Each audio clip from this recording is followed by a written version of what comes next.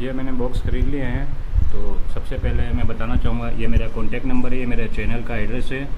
इस पर आप कर सकते हैं, शेयर कर सकते हैं, लाइक कर सकते हैं, अपने बच्चों को भेज सकते हैं, स्कूल संस्थानों कोचिंगों को भेज सकते हैं। यह मेरी कंपनी का प्रोजेक्ट है, मैं जयपुर से हूँ। यह एक ज़रूरी संदेश है, हम सभी के पास पूरे जीवन काल में कंपाउंडिंग पर काम करने के लिए केवल 30 वर्ष होते हैं। जी हाँ, उसमें से भी 24 घंटे रोज़ बोलने के लिए होते हैं और 24 घंटे हमारे पास नहीं होते। 12 घंटे हमारे दैनिक दिनचर्या सोने में, नींद में चला जाता है। हमारे पास केवल 12 घंटे वर्किंग के होते हैं। यह भी पूरे शुद्ध समय नहीं है। शुद्ध समय को निकालिए तो हमारे पास कुछ समय बचता ही नहीं है। और इस 30 की उम्र में संभलना बहुत ज़रूरी है। आपने अभी तक कुछ नहीं करा है तो अभी से काम शुरू कर दीजिए। 30 की उम्र के बाद कुछ मतलब नहीं रहेगा, क्योंकि कंपाउंडिंग को प्रतिफल होने के लिए लंबा समय चाहिए होता है। और कोशिश हमारा चैनल का यही है कि ये बच्चे सिस्टम को 12 साल की उम्र से ही फॉलो करना शुरू कर दें। हमारे चैनल के साथ कंटिन्यू बने रहें। अब ये मैंने कलर्ड बनाया है स्टिकर्स में, इनके बारे में बताऊंगा आपको किस तरीके से इन बॉक्स पे गमिंग करनी है और ये बॉक्स किस तरह से काम करेंगे। मेरे चैनल के साथ कंटिन्यू बना रहे हैं। यह हमारा पूरा प्रोजेक्ट है, इसका सिस्टम है। यह पहला स्टिकर्स हैं जो CTC कहलाती है, कंपनी मालिक की कॉस्ट, यानी कंपनी की लागत क्या आ रही है उस लेबर को या उस एम्प्लॉय को रखने के अंदर। CTC इसकी एक महत्वपूर्ण चीज़ है, इसको समझें। इसके अंदर यह हमारी टोटल इनकम है जो हम कमाते हैं। व्यापारी वर्ग को इसी पे काम करना चाहिए। उसके बाद हमारे को एम्प्लॉई का 12% एम्प्लॉई का सैलरी में से कटता है, ग्रॉस सैलरी में से। CTC अलग होती है, ग्रॉस सैलरी अलग होती है, नेट सैलरी अलग होती है। तीनों को समझना बहुत ज़रूरी है। व्यापारी वर्ग को PF नहीं मिलता है तो उसको PF के बराबर कमाना होता है, यानी 12% एम्प्लॉई का कटता है। तो हम यहाँ 34 रुपये बच्चों को रोज़ देते हैं, जिसमें से 12% कंपनी काटती है, 12% लेस होगा। और यही 12% एम्प्लॉयर यानी कंपनी मालिक खुद देता है। 4 रुपये 8 पैसे कंपनी मालिक देता है, 4 रुपये 8 पैसे कंपनी काटती है उसकी सैलरी में से। इस तरीके से यह टोटल मिला के 24% PF होता है, 8 रुपये 16 पैसे के हिसाब से। जी हाँ, तो एक बॉक्स पूरा ही होता है। लेकिन हमें, क्योंकि व्यापारी वर्ग भी हैं तो जिनको PF नहीं मिलता है, ऐसी जॉब वाले कई सारे लोग हैं, और PF को मामूली रकम ना समझें, यह कंपाउंडिंग की ताकत के साथ बहुत बड़ी होती है। और 12% टोटल मिला के 24% जमा होता है, बहुत बड़ा अमाउंट बनता है। और ये हमारा रिटायरमेंट का सबसे मजबूत हिस्सा है और यही हमारा 112 वर्ष तक की उम्र तक। जी हाँ, मैंने अगले वीडियो में भी बताया 112 वर्ष तक की उम्र हो सकती है। तो 34 रुपये हम बच्चों को देते हैं, जिसमें से एक बॉक्स के अंदर 2 नंबर के बॉक्स, 1 नंबर बॉक्स में हम 34 रुपये डालते हैं। इसको 34 रुपये को होल्ड करना सिखाएं बच्चों को। और दूसरा बॉक्स जो है हमारा एम्प्लॉय का है, जो PF करता है, 4 रुपये 8 पैसे इस बॉक्स में डालेंगे हम। फिर 4 रुपये 8 पैसे जो कंपनी मालिक देता है इस बॉक्स में डालेंगे। ऐसा करके इस PF अकाउंट के अंदर दोनों बॉक्स को मिलाकर व्यापारी वर्ग के पास 8 रुपये 16 पैसे एक बॉक्स में डालना होगा, एम्प्लॉय को 2 बॉक्स में डालना होगा। और उसके बाद ये हमारा चौथा बॉक्स है जो बेसिक सैलरी का होता है। इसको अभी हम एक बार छोड़ देते हैं, जो कि CTC का 50% होता है, 17 रुपये। इसको अभी एक बार थोड़ा नज़रअंदाज कर दें, इसकी डीपली में जाएंगे तो बच्चों को नहीं समझा पाएंगे। तो अब आप वापस से समझिए। CTC 34 रुपये हम एक बॉक्स में डालेंगे, 1 नंबर में। 2 नंबर में हम 4 रुपये 8 पैसे डालेंगे, जो एम्प्लॉय का PF कटता है 12%, और कंपनी 12% देती है, उसका 4 रुपये 8 पैसे डालेंगे। तो हमारे पास ये 3 बॉक्स ऑपरेट हो चुके हैं। पहला CTC, दूसरा PF 12% जो कटता है सैलरी का, तीसरा जो कंपनी मालिक देता है 12%। इस तरीके से 24% हुए, 3 बॉक्स हो गए। चौथा बॉक्स है हमारा बेसिक सैलरी का, इसको अभी इग्नोर करें, इसके बारे में बाद में बात करेंगे। 5वां बॉक्स ये हमारा टेक होम सैलरी होती है, जिसको हम गलती करते हैं। टेक होम सैलरी क्या होती है, हमने सिर्फ बच्चों को क्या समझा है उसको अभी हम आगे जिक्र करेंगे।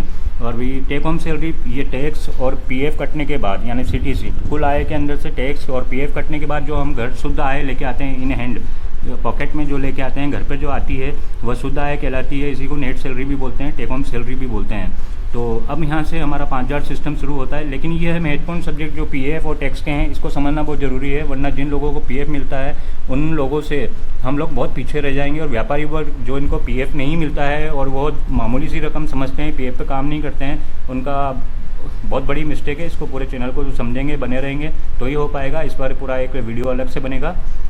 और ये 25 रुपये 84 पैसे, यानी 4 रुपये 8 पैसे, 4 रुपये 8 पैसे 2 बॉक्स में जाने के बाद 34 रुपये में से लेस होंगे और हमारे पास बैलेंस बचता है 25 रुपये 8 पैसे। तो इस बॉक्स में जाएगा 5 नंबर बॉक्स में।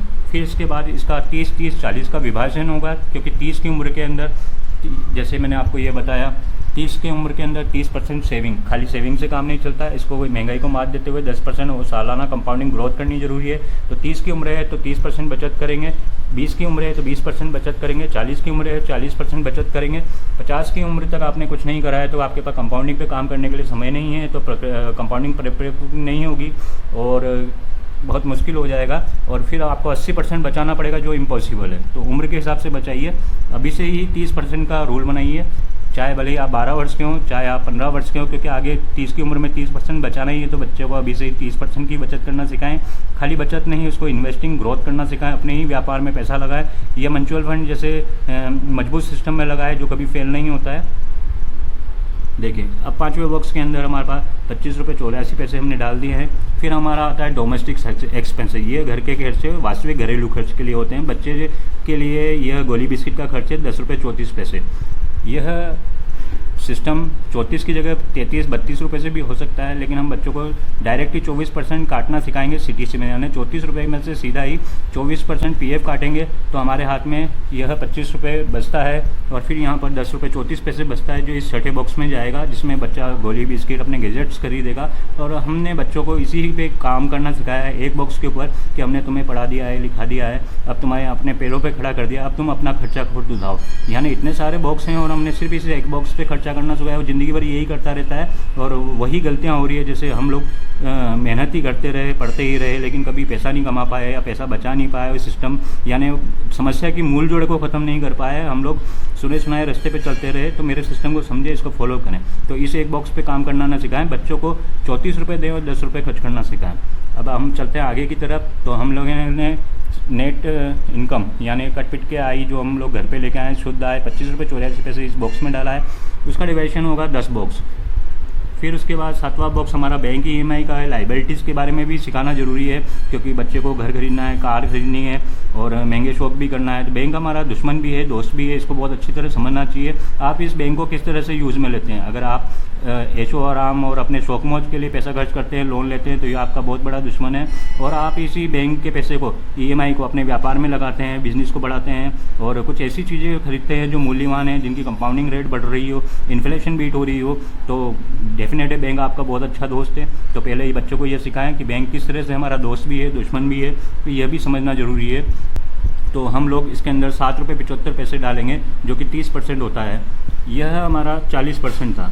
जी हाँ, इस 100% में से टेक होम आएगा 34 रुपये टोटल हमने बच्चे को दिए, उसमें से 4 रुपये 8 पैसे दूसरे बॉक्स में गए, फिर 4 रुपये 8 पैसे तीसरे बॉक्स में गए, फिर उसके बाद हमने इसको इग्नोर किया बेसिक सैलरी को। फिर हमने ये 5वां बॉक्स के अंदर टेक होम सैलरी 25 रुपये 84 पैसे आए। फिर हमने 40% इस 25 रुपये 84 पैसे का 40% 10 रुपये 34 पैसे बच्चे को खर्च करने के लिए अनुमति दी कि वो उससे रोज़ गोली बिस्किट खरीद सकता है। बच्चा खुश होगा और पैसे को बढ़ते हुए देखेगा, रोज़ 10 रुपये मिल रहे हैं तो उसका इंटरेस्ट भी बढ़ेगा। और यहाँ हमने 7 रुपये 75 पैसे 30%, वहाँ 40% था, अब हमने 30% बैंक लाइबिलिटीज़ के ऊपर खर्च किया है, यानी देनदारी ईएमआई के लिए। और पूरे जीवन काल में 30% हमारी आय से 30% के ऊपर की ईएमआई नहीं होनी चाहिए। तो टोटल जो ये खर्च है 40% और 30%, टोटल हमारा जो खर्च है ईएमआई और होम एक्सपेंसेस मिला के यह 70% से ऊपर नहीं होना चाहिए। 30% हम लोग भविष्य के लिए फ्यूचर प्लानिंग, क्योंकि व्यापारी वर्ग को पीएफ नहीं मिल रहा है तो उसको रिटायरमेंट का पैसा कहाँ से मिलेगा, उसको अभी से ही करना होगा। और यह हम लोग सेविंग करते हैं, सेविंग ही नहीं, बच्चों को खाली सेविंग नहीं सिखाएं, क्योंकि सेविंग से कुछ नहीं होता है। सेविंग और इन्वेस्टिंग दोनों एक साथ सिखाएं, पैसे को बढ़ाना सिखाएं। सन 2026 चल रहा है, महंगाई दर 6% है और 4% कंपाउंडिंग बढ़त यानी बढ़त अंतर, जिसको हम बफर बोलते हैं टेक्निकल भाषा के अंदर, फाइनेंशियली के अंदर, और 10% की ग्रोथ ओवरऑल कंपाउंडिंग बढ़ाना जरूरी है। जैसे अभी मैं आगे समझाऊँगा। अब ये 30 की उम्र में हमने 30% बचत करी है, तो यह 30% 7 रुपये 75 पैसे इस बॉक्स में जाएगा 8 नंबर में। और जब महंगाई बढ़ रही है, देखिए यहाँ पर हमने 40% घर में खर्च किया है, बैंक का ये करा है, 6% महंगाई बढ़ रही है, तो ये दोनों खर्च आपके 6% बढ़ेंगे, ठीक है ना। अब यहाँ पर आपकी जो बचत है ये 10% के हिसाब से हमारे को रिटर्न मिलेगा। बैंक हमें दे रहा है 6 से 60%। एफडी रेट बेंचमार्क होता है पैसे को नापने का कि आप कोई भी व्यापार कर रहे हैं, कहीं भी इन्वेस्ट कर रहे हैं, तो आपको कितना पैसा लगाना है और कितना फल मिल रहा है, उसमें रिटर्न मिल रहा है, यह भी समझना बहुत ज़रूरी है। और इसके बाद क्या होगा कि यह 10% आपका बढ़ेगी सेविंग, आपका टोटल आय CTC आपकी 10% बढ़ के आएगी। तो आपका जो ये खर्च है होम यह 10% बढ़ के आएगा। आपका यह होम एक्सपेंसेस 6% बढ़ेगा महंगाई के हिसाब से, बैंक की EMI 6% के हिसाब से बढ़ेगी। आपका सेविंग इन्वेस्टिंग रिटर्न जितने भी आप इन्वेस्ट कर रहे हैं उस पर 10% की आपको कम से कम मिनिमम ग्रोथ लेनी जरूरी है, 6% महंगाई को इंक्लूड करके, और साथ में 4% बफर अंतर के लिए, ताकि आपका मूलधन सुरक्षित रह सके। और उसके बाद आपके पास यह जो 6% आपका बैंक की EMI बढ़ी है, 6% आपका होम एक्सपेंसेस बढ़ा है, तो ये दोनों तो 6% बढ़ रहे हैं, लेकिन आपकी सेविंग 10% बढ़ रही है, आपकी जितनी भी आय है वह 10% बढ़ रही है, सभी रिटर्न 10% बढ़ रहे हैं। तो जो 10% आपके पास ओवरऑल इनकम आ रही है या आय के सोर्स आ रहे हैं, उसमें से 6% के हिसाब से महंगाई घटाने के बाद जो 4% का अंतर बचता है, यह हमारा इस बॉक्स के अंदर आ जाएगा। यह एक सुपर पावर है, इस बॉक्स को बढ़ना बहुत ज़रूरी है। अभी तक हम लोगों ने सिर्फ बच्चों को सिर्फ इसमें से कितने बॉक्स हैं आप देखिए, क्या सिखा रहे हैं हम लोग बच्चों को, सिर्फ यह अपना खर्च खुद उठाओ। वो ज़िंदगी भर यही करता रहा है, हम भी यही करते हैं, हमारे बाप दादा भी यही करते आए हैं। ये सिस्टम को रोकना होगा, इस पूरे सिस्टम को समझें। आज हम इसे भी इसकी लेवलिंग करेंगे। ये वीडियो बहुत बड़ा हो चुका है, 11 मिनट का हो चुका है, तो आगे ये पोस्ट नहीं होगा, तो मैं इसको अभी यहीं रोकता हूँ और मैं अभी इसकी लेवलिंग करूँगा। उसके बाद मैं आपको थोड़ा बताऊंगा, बॉक्स बन जाएगा, उसके बाद ही हम सब कुछ प्रैक्टिकल करेंगे। मैं रोज़ इसमें आपको पैसा डाल के बढ़ाता हुआ सिखाऊंगा और ये पूरा सिस्टम कैसे काम करता है यह भी सब कुछ बताऊंगा। मेरे चैनल पे बने रहें और इस चैनल को लाइक शेयर जरूर करें, अच्छा लगे तो। स्कूल के सब्जेक्ट की जगह, जैसे हमने स्कूल में 7-8 सब्जेक्ट पढ़े हैं, वैसे जीवन के अंदर यह सब्जेक्ट महत्वपूर्ण है। आप केवल एक बॉक्स पे काम करना सिखाएंगे, अपना खर्चा खुद उठाओ, यह तो वह बस ज़िंदगी भर यही करेगा। और उम्मीद करेंगे हमारा बच्चा सफल हो, उसके पास पैसा हो, तो वह कहाँ से क्या करेगा, केवल बैंक लोन देगा। और बैंक इन चीज़ों को मजबूरी का फ़ायदा उठाता है। हमारे नेता लोग इन सब चीज़ों को फ़ायदा उठाते हैं। स्कूल में सिखाया नहीं जाता, किसी को करते हुए नहीं देखा। तो एक बार यहाँ देखें तो सही, करें या न करें बात की बात है। 34 रुपये ज़्यादा बड़ी अमाउंट नहीं है, बहुत छोटा सा है। बच्चों के लिए 34 रुपये है, बड़ों के लिए ज़्यादा हो जाता है। बच्चों के लिए 6 लाख का सिस्टम है टेक होम आय का। यहाँ बच्चों के लिए जिस तरीके से यह टेक होम आय रोज़ की 25 रुपये आ रही है, लेकिन बड़ों के लिए यहाँ पर 50,000 रुपया महीना आएगी, तब जाके मैं उस सिस्टम को समझाऊंगा। पहले खुद समझें, बच्चों को यह लागू करें, क्योंकि छोटा सा अमाउंट है, इससे आप लोग सीख जाएंगे। तो कंटिन्यू बने रहें, चैनल को लाइक करें, सब्सक्राइब करें। धन्यवाद।